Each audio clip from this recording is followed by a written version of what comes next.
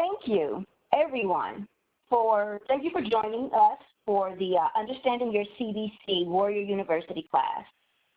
I'm Dr. Lakia Bailey. I am the founder and the executive director of the Sickle Cell Consortium.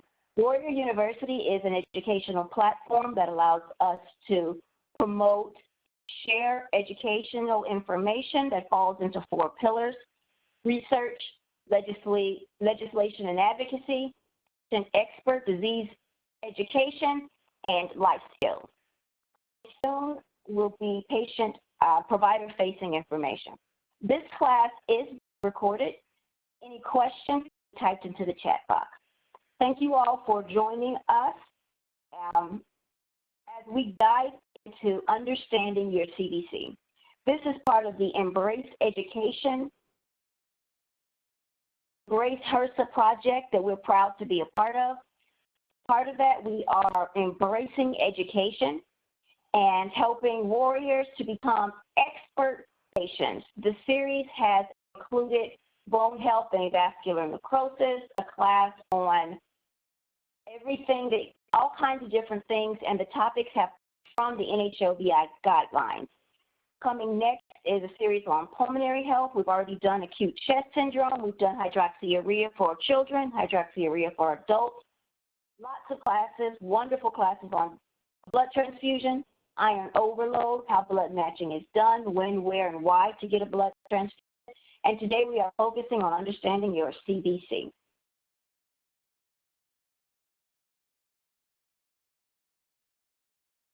So in order to really get into this topic, we must first go backwards a little bit and talk about blood. Talk about what is specifically blood. We're going to go back and remind everyone of your high school science classes. Blood is particularly made up of specifically it is made up of 3 cell types circulating in a fluid plasma. There are red blood cells, also called erythrocytes, white blood cells or leukocytes, and platelets. The red blood cells provide oxygen, and they also capture CO2, take it back to the lungs for exhaling. White blood cells, they help with infection, and the platelets are the ones that form clots to regulate. For the most part, all of these cells are produced and mature in the bone marrow. What is plasma?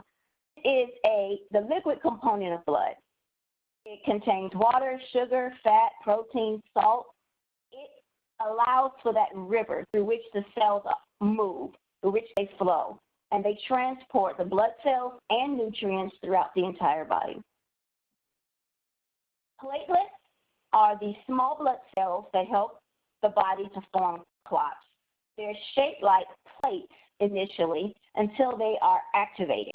So you have a wound, a blood vessel is damaged, and then the platelets are activated. They travel to that damaged vessel, and then they change to create these long tentacles that wrap around the damage and form blood clots. Normal counts range from 150,000 to 450,000 per milliliter of blood. White blood cells. White blood cells protect the body from infection. There are multiple types of white blood cells. Neutrophils. Neutrophils are like the immediate response cells. They have less than a day, so the bone marrow must constantly make more of them. And then there's lymphocytes, B and T cell lymphocytes, and the cells that are called natural killer cells. These cells recognize foreign bodies and then make antibodies to attack. Now, for the most part, when we're talking about sickle cell, a lot of times we're primarily concerned about red blood cells and white blood cells to a lesser extent. But the white blood cells and platelets are also very, very important. So I wanted to start with those. Those platelets, they form clots and they keep damaging things from getting into your body. Your body is this well-oiled machine that was created, and it is developed and has evolved to be able to really protect itself. It protects itself from foreign invaders coming inside, crossing the skin. When they get torn, The platelets rush in to heal that and to fix it. When something gets in the body that shouldn't, the white blood cells, they act like your body's security system. One type is the immediate response to recognize something is wrong, and that kind of activates the next type. And then those cells, they make antibodies, the B lymphocytes, and you don't necessarily need to remember any of this to understand the CDC, but it tells a very beautiful and delicate story of how the body is working and all the different numbers on your CDC, what they mean, and what that body, your child's body is doing to protect itself. Those lymphocytes, the B lymphocytes, are the ones that make antibodies. The B lymphocytes are the ones that recognize foreign bodies, and then they're actually called natural cells, rush in and attack. Your body is designed so that it says, wait, that shouldn't be here. Okay, I need to create an antibody. It's out of here. Let's rush in and attack. Now, there are multiple types of white blood cells. Specifically, we've talked about neutrophils and lymphocytes. There are also monocytes, eosinophils, and basophils. We are going to have a more advanced class that's going to get into more of that in the detailed expert patient series. For now, it's important that we recognize that that white blood cell count is letting us know if something is going wrong in our body, and it is preparing a defense to rush in and fix it. So changes in that number tells us something's happening, an infection is invading, or there's an inflammatory process going on, which, as we know, happens a lot in sickle cell. Or if it's dropping too low, what's happening to make that drop so low? And now the body is open to infection. What can we do about it? That leads us into red blood cells. They are the most abundant cell in the body. It carries oxygen from lungs to the body and removes carbon dioxide from the body back to the lungs to exhale. These red blood cells made in your bone marrow and then make their way into your bloodstream. As we know, sickle cell disease affects primarily the red blood cell. So, what's happening to create these blood cells? So when we talk about blood, we are thinking about making it, keeping it, and destroying it. And the numbers on the CDC help us understand what our body is doing and how those numbers are fitting together to tell the story of what's going on inside. Red blood cells are made in your bone marrow. They start as immature cells, eventually become reticulocytes. They have their nucleus, their baby blood cells. Eventually, that nucleus is expelled. You have a mature erythrocyte that is now in the bloodstream. The formation from an immature cell in the bone marrow to a mature cell that's released into the bloodstream takes approximately 7 days. So on average, for people that do not have sickle cell or other things happening, they will live approximately 100 to 120 days circulating, doing their job, until they are then broken down and recycled by your body. Your body makes about 2 million red blood cells every second. But as I said, we are thinking about making it, keeping it, and destroying it. One of the things I think that's very interesting is sometimes you can tell. Personally, I can tell, just an anecdote, when my hemoglobin has dropped, because my long bones, my sternum, they all become very tender to the touch. This is, for me, caused by overactive hematopoiesis. My body is trying so hard to make so many new cells so quickly that it becomes painful to me. We'll talk more about all of the implications of that in part 2 of this class series. But for part 1, we're going to focus predominantly on the cell types, what they do, how they work. In part 2, we'll get into how all of this is affected by sickle cell. And then in part 3, we'll get to those that really want to nerd it up and learn more about what they look like under a microscope, what those numbers mean specifically, what each cell type is doing specifically. The purpose of this initial class, we're just going to talk about the generals of what they're doing and what the numbers on that CBC mean.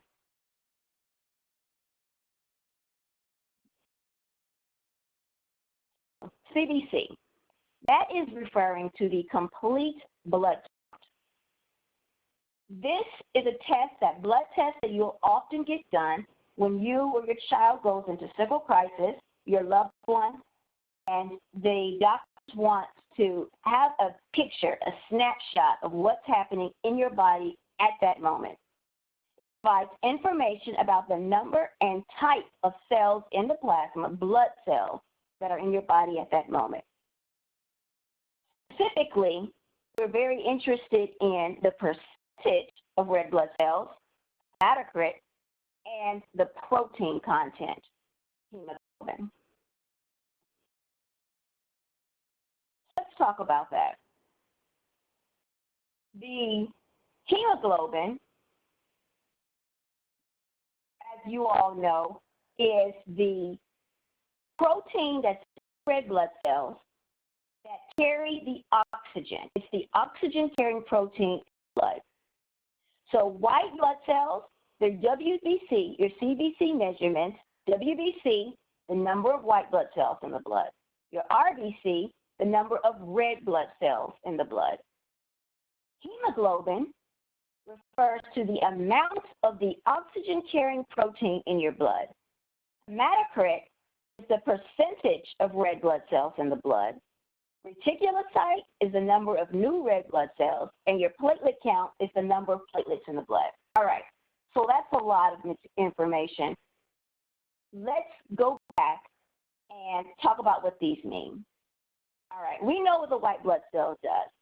It is protecting your body from infection, from foreign invaders. It's recognizing them, attacking them, get rid of them.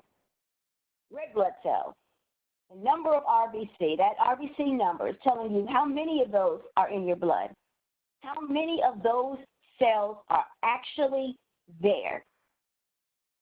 Hemoglobin, with those cells, how much of that protein, that important hemoglobin protein is in there that's carrying oxygen around. As we get into more in part 2, but everyone here knows sickle cell affects the hemoglobin. Sickle cell disease is a mutation of the beta hemoglobin. We'll get into the science of sickle cell. We've done that in a previous class, and we'll go more into this in a bit for class 2. But it affects that hemoglobin. So we're very interested in knowing how much of this hemoglobin is in our body. And we need to know how well it's doing its job. And so we have numbers that indicate that. Now, your hematocrit is the percentage of red blood cells in your blood. Of all the cells, and remember we have the same types, platelets, RBCs, and WBCs, white and red. What percentage of that is red? As we mentioned a moment ago, the vast majority of cells are the red blood cells. Well, we know that sickle cell causes those cells to be fragile and they are easily damaged. So now we need to know, well, how much is in there? What is the percentage? Reticulocyte is an important number. Reticulocyte is telling us how much new cells are in there. How well is our body making new blood? Now, a lot of times, the doctor will say, well, you're reticking well, your retic is normal. I do want to have a disclaimer here. You cannot look at an RBC and automatically, a CBC, and automatically be able to tell that a patient is or is not in crisis. What this does is gives you a snapshot of that moment, in that second, when that blood was drawn, what those numbers look like. I'm going to add here, I'm getting a little bit ahead of myself for class part 2, but I'm going to add here that those blood, remember that those cells are floating around in plasma. They're floating around in fluid. And that fluid can also determine what those numbers look like. So this, for example, if you are dehydrated and you have less fluid, consider that you have a teaspoon of sugar, and you drop that teaspoon of sugar in a tiny teacup, stir it up, and take a sip. It's going to taste very sweet. Now take that same teaspoon, the exact same amount, drop it in a gallon, stir it up. It'll as though it is less sweet, but it's the same amount of sugar. It's just dissolved in more fluid. I bring this up because it's important for us to remember that dehydration affects the way these numbers look. Yes, there is audio on this presentation. Dehydration can affect the way these numbers look. What's happening there is if you are very dehydrated and you go in and get your CBC checked, it might look as though your numbers, your hemoglobin is higher than it really is. So that's because you have less fluid that is floating around in. So that I wanted to bring up here. We'll get more into that in class 2, part 2 of this class series. So remember that all of that is floating around in fluid, and that snapshot gives amazing amount of information on what's going on in the body. It alone should not be used to determine whether or not someone is in active crisis. Reticulocyte, as I said, very important number. It's telling us how well is our body making new blood. Those reticulocytes are the young blood cells before they mature into erythrocytes. It lets us know how well our bone marrow is doing in making and pumping out that new blood. When you are in crisis, oftentimes that number will increase because the body is trying so hard to make new blood. For me, I use that number as a way to determine whether or not when I'm going to allow myself to get a blood transfusion, an infusion of new blood. Because if my body is making it and it's reticking well, I have learned from experience that it will rebound on its own, and I do not need to add more blood. The reason I am mentioning this, we talked about this in our iron overload class and in our blood transfusion classes, but we do want to give our body a chance to rebound on its own. I heard a physician say at a small hospital that I visited that he was of the belief that a blood transfusion was required to resolve a crisis. That isn't true. And unfortunately, I think there are a number of patients as well, warriors, that might believe that too many blood transfusions can lead to iron overload, which is in and of itself dangerous. I would encourage everyone to go check out that iron overload class that we gave. It can be found in the Warrior University archives. The platelet. That is the number of platelets in the blood. So these are the main numbers that we look at. However, I do want us to take a minute and talk about a couple of other values. I've put an example, you can't really see it very well, but when you have that full CBC, there are often lots of things on there. Now, we're not going to get into basophils, the eosinophils. We won't be doing that until part 3. But these numbers are also important. They are NCH, NCHC, and NCV. These describe the size of the hemoglobin, the size of the cells, the red blood cells, and the hemoglobin content of those cells. You've got your cell, and inside of it you have hemoglobin. MCV refers to the mean cell or mean corpuscular volume. It is average size, the average red cell volume, the actual size of your red blood cells.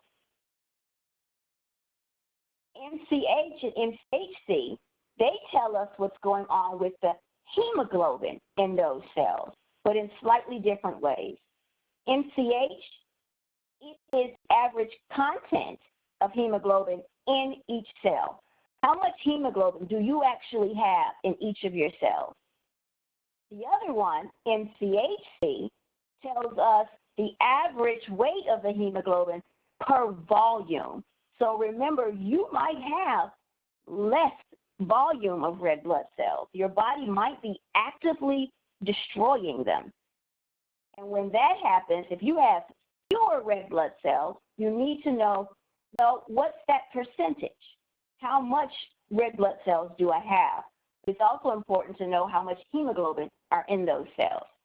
So the average weight of the hemoglobin per volume, and then how much is in the individual cell.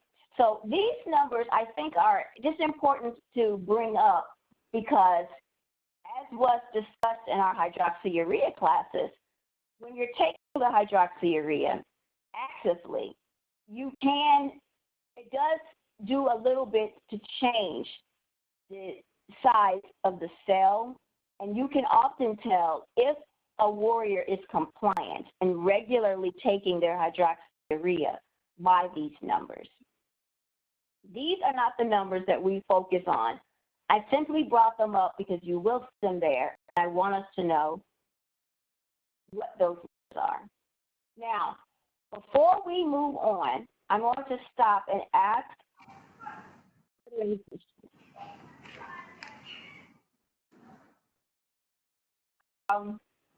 I see audio.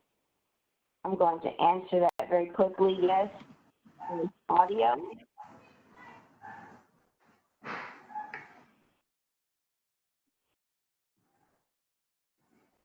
So Lisa is asking, why do you care about weight? Still confused. So we're going to get a lot more into that in part 3 of this series.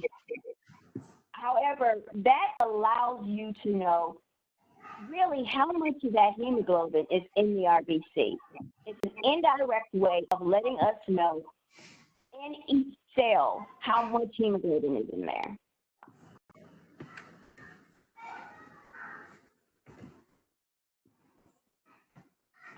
Are there more questions?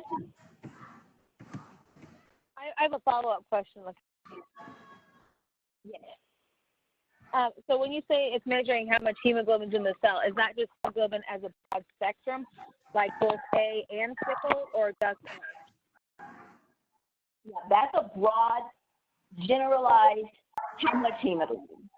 So okay. We're talking about the entire protein, the alpha and the beta chain combined, whatever mutation is in it, how much of that is there. We'll talk more about percent S and those kind of values in class 2. Okay. So right now, we're really just discussing the numbers that you'll see, what their averages are. We'll get into that in a minute, and what those numbers mean.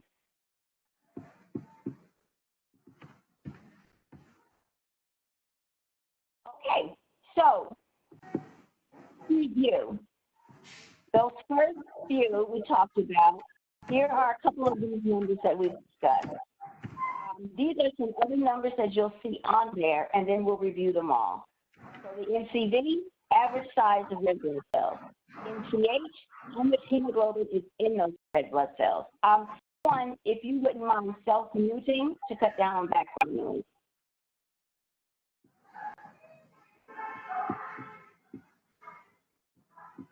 I'm just going to do that very quickly. All right. I will unmute everyone in a moment. MCHC, concentration of hemoglobin in the blood. Then we talk about things like the red cell distribution width. We'll get into more of this in class 3, just bringing them up now. How much RBC vary in size. We talked about we can look at what their size are. How big are they or small are the cells themselves? This gives us a different type of information that we'll get into in class 3. But then that distribution with how much are individual cells varying in size. Platelet volume, average size of the platelets in the blood. And again, we mentioned that clotting, those things help form blood. And platelet distribution, how much do they vary in size? And then the white blood cell differentiation. And that's those 5 different types that are in individual blood. We will get into this particular slide's numbers and meanings in class 3. For now, we are focusing on those initial values and what they mean. Very often, you will see something like this when you get your CBC. It is a list of the index that you're looking at. What are those results? Often, CBCs will tell you if they're high or low, or if they're normal or within range. So let's talk about those average CBC values. That's what's on the screen now. Again, this isn't something that you necessarily have to know or memorize because it often will tell you what is the average on the CBC. But you can find this information anywhere, and we can actually send this out. You'll have a simple sheet with what these values range as. Now, it's really, really important to recognize that these are the average CBC values. Individuals with sickle cell, we have to know where we range. And there's actually a class coming up next semester where we have a warrior who keeps track of all of this. And she's going to share her record-keeping system with us and how she tracks these values, how she interacts with her physicians, even down to making sure she remembers to ask the questions that she wants to ask and provide them with that when she first gets there. It's going to be a fabulous class that we'll be having next semester. This information on what these average CBC values look like. So, RBC, approximately 5 in men, between 3 and 5 for women. Hemoglobin, average again, 13 to 17 men, 12 to 15 women. This is not the average for the typical warrior. This is the general population. Hematocrit, 38 to 50% men,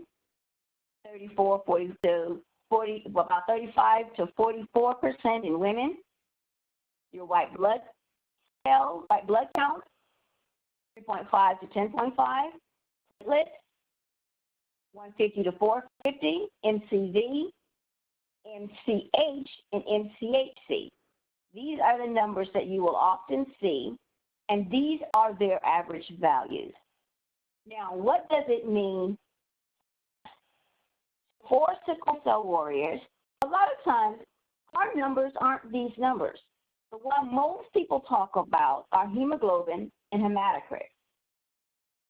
Hemoglobin, often if you go and you do not have health issues involving your blood, anything under 10 is considered anemic.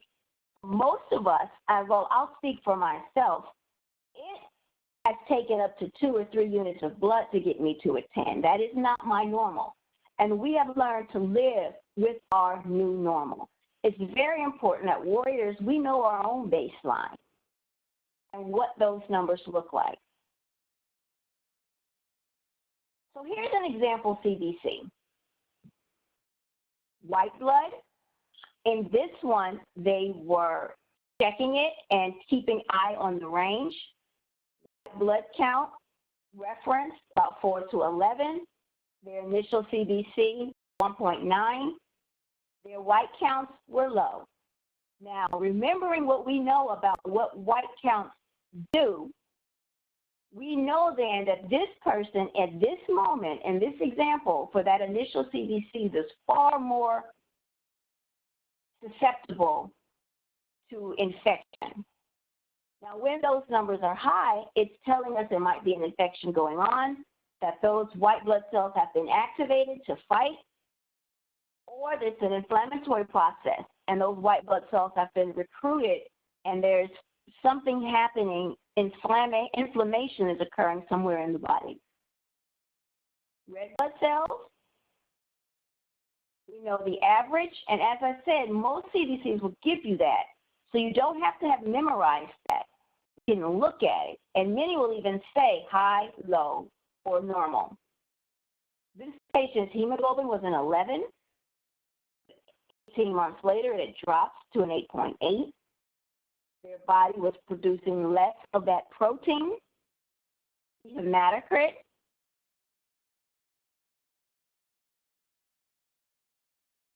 (35 to 49). They have a lower number there. Mean cell volume within range. Mean cell hemoglobin within range. Platelets low, very low. They're susceptible to bleeding. They're susceptible to their bodies not repairing damage. And they are not reticking well. If we look at this, we see that their body is not creating and making new blood cells very well.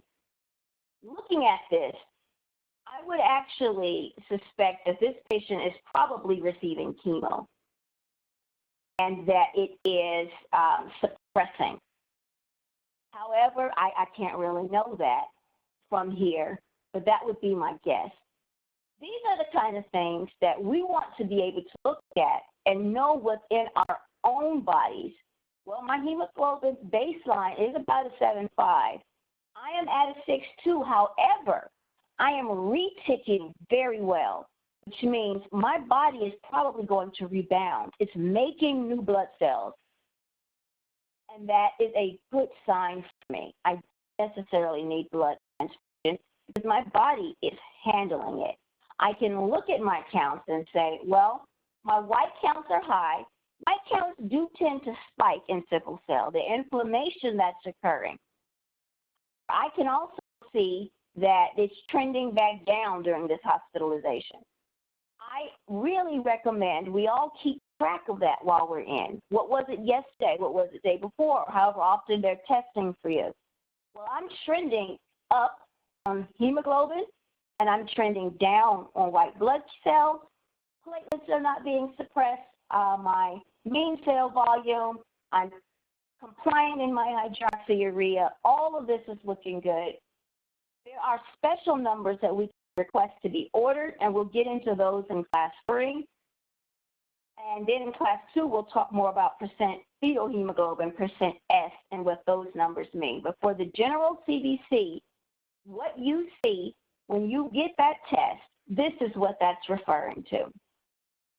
These examples aren't very clear on here, but you can actually Google example CBC, or better yet, pull out yours. Take a look at those numbers and go over what they mean. So those are the basics that you will see on a CBC. We will get more into the details with sickle cell and how it is affecting those numbers in more detail with percent S, percent F in class 2.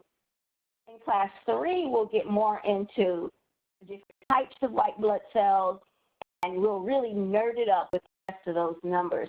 We'll also start talking about different types of numbers you can get on certain tests. Look at your liver enzymes. Why do we care what our bilirubin is, AST, ALT? What are those numbers, and why do we care? We'll get into that more as well in future class. For this initial introductory class, we're talking about these basic numbers and what they mean. So now let's review. I'm going to unmute everyone that's on the line.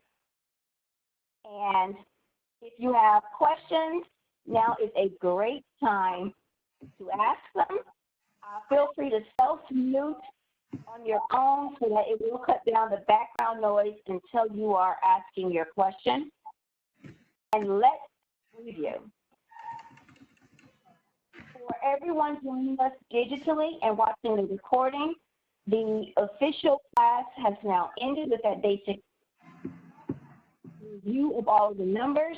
Now we're just going to take a look at it, interpret, and test the knowledge. So Which the one, first before we go into that, are there any questions?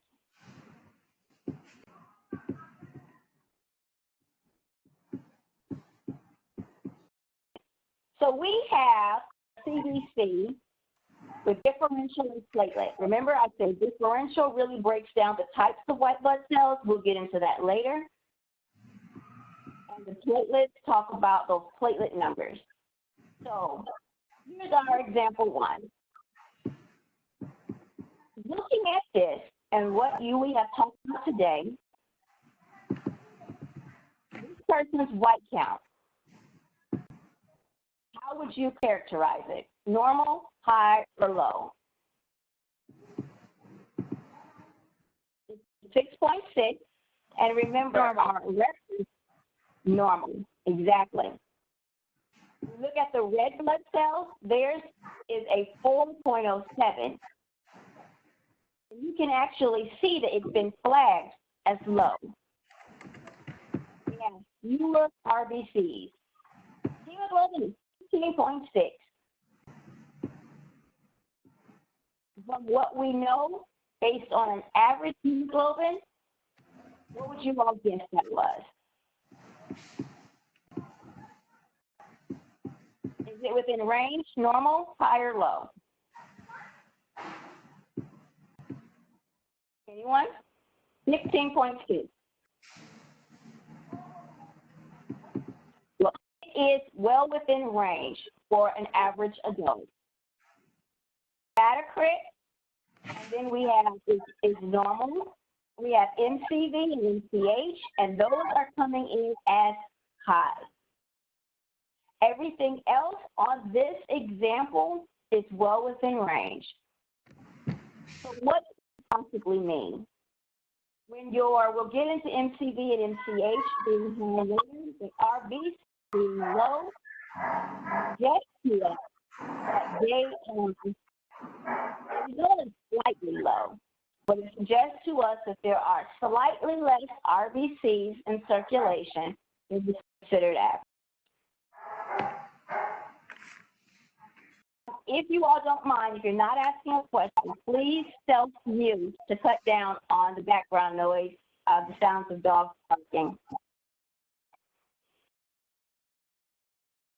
Do we have any additional questions about the basics of the RBC?